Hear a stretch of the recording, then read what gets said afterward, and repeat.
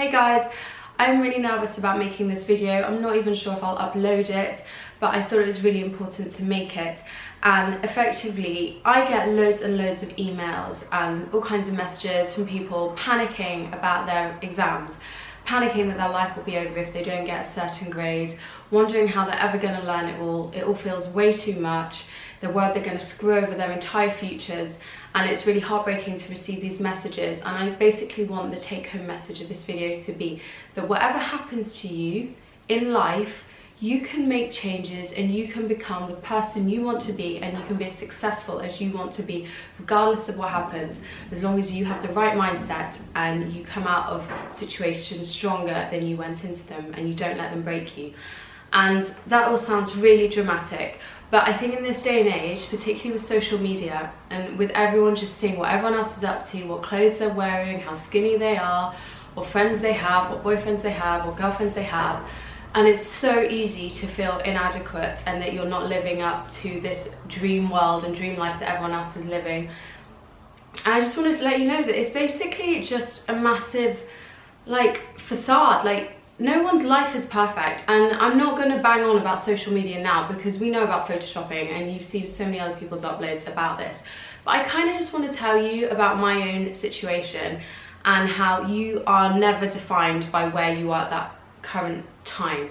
So to begin, I had a really unconventional upbringing. Both my parents died before the age of 4, and I was sent to live with my elderly grandma in the Midlands in Warwickshire. So I had a really different upbringing because my grandma was born in I think 1925. So she brought me up with all her she brought up her own children, but she brought up her own children in the 1940s. So I had a really old school upbringing, which in some ways was amazing, but in other ways was really difficult when it came to just day-to-day struggles at school. So to tell you a bit more about myself, I went to a private school, but please don't think I'm all overindulged or whatever. Effectively, I got a scholarship to that school, so we didn't have to pay any of the fees. But obviously going to a private school comes with it, and I know this is very endemic in state schools as well, but the whole, what are you going to wear on non-school uniform day, which guy are you going out with, and I think it's particularly a problem in all girls schools like the one I went to, where there's all the bitchiness and you're just trying to keep up. And if you're someone like me who isn't very cool, it was really hard to keep up because I was not cool at school in any way whatsoever. I was a total geek. I think I kind of found solace in my schoolwork, which is probably not something I should be admitting to, but I think when you're struggling with other things, I think it's quite easy to bury your head in schoolwork, and there's a focus and there's something to achieve. And because I was quite good at it, it was something it was reassuring for me to actually be good at something. But that didn't take away from how stressful day-to-day life was. I just remember, this sounds so silly. Does anyone go to King's High School, Warwick? So effectively it's an all-girls school, and the Warwick school is the boys' school, and it is just down the road. Now, I used to get a school bus that would pick up all the girls at King's, and then it would tootle off down to Warwick School, pick up the boys, and then we'd all go off home. And I lived in Kenilworth at this point. Now, what would happen is all the girls who couldn't be bothered to walk to the boys' school would get on the bus, and then they'd get off the bus at Warwick School and they'd go and chat to all the boys.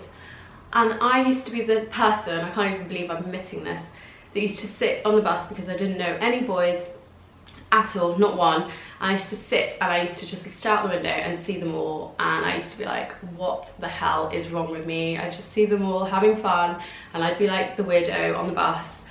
And it was really hard, and that was every single day of my school life, was watching this go on. Then the boys would get on the bus and the boys and girls would sit together, and clearly I didn't know any of them. Whew, that was really scarring. But I think what I wanted to say with that is, I used to have times when I used to be like, I'm never going to get a boyfriend, it's never going to happen to me, I'm gonna die an old maid. And I think what I'm trying to tell you is, no, you're in charge of your own destiny. Okay, being at an all-girls school, being brought up by an elderly old lady doesn't bring boys into your path. But when I went off to uni, and you don't have to go to uni to do this, but you will find that boys or whatever come across your path. You will not die an old maid. And so anything that you're feeling right now is just temporary, and it will change. It will change, and you just need to know that and take positivity from knowing that.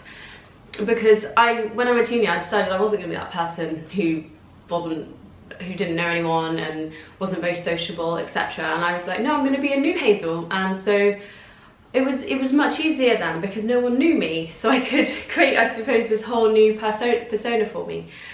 Going back to other school struggles, again, growing up with my grandma, she didn't really realise that I needed new clothes ever, at all. I used to get hand-me-downs from my second cousin, who I don't think we were in any way the same size. And not school uniform days, for me, and I'm sure for lots of you, were mega stressful. What to wear, what did you wear last time, will people remember that you wore this last time? And it was so, I just remember dreading them. They'd come along and everyone else would be excitedly discussing what they were going to wear, and I was like, great, so I have absolutely nothing to wear. But I think you just need to be zen with it, because now looking back, I laugh to think about me getting so stressed out. And I think you need to realise that if you're going through the same crisis of confidence, it's so temporary and no one will remember, and you can just move on and just not let it define you. And, you know, get a job in sixth form. I really recommend it, because then I know you'll have more money, and I should have done that, but because I was so focused on my studies, it's all I could think about. So really, that was my own fault. And I think you need to be in charge of your own destiny and your own choices. So I should have chosen to earn money to therefore buy clothes, and therefore probably feel a bit happier. But then maybe you shouldn't feel forced by social pressures to dress a certain way. But I think I just wanted some clothes, any clothes at all. So what I'm really trying to say is, things which feel static, stagnant, things that are worrying you now, you don't need to let them define you as a person, and you don't need to think that in a year's time the same issues will be there. And you just need to have a positive mindset, really, and more than that, try and think of solutions as to how you're going to fix a certain problem. So for me, back then, I should probably have gone and joined a youth group. That would have solved the boy issue. I should have gone and got a job. That would have solved never having any clothes to wear, rather than blaming my grandma for being mean, which obviously, you know, what's the point? That's ridiculous. And things to do with exams. I used to stay up all night panicking about certain exams coming up, and obviously that did me no good whatsoever. And what will be, and there's always opportunity to resit. Maybe it wasn't the right subject for you anyway. So yeah, I don't know, I feel really nervous about making this video, but if it helps you to know that you're not alone and that everyone's perfect lives, regardless of if they're on social media or how they appear at school in person, no one's life is perfect, and it's what you decide to do with your life that is the most important thing, and making sure that you're a content, happy person, and you know you're doing the right thing by yourself and by other people. Okay, I hope you found this video, I don't even know, I can't even say useful, helpful, but yeah, just leave me any comments below, and I'll be back soon, guys. Bye.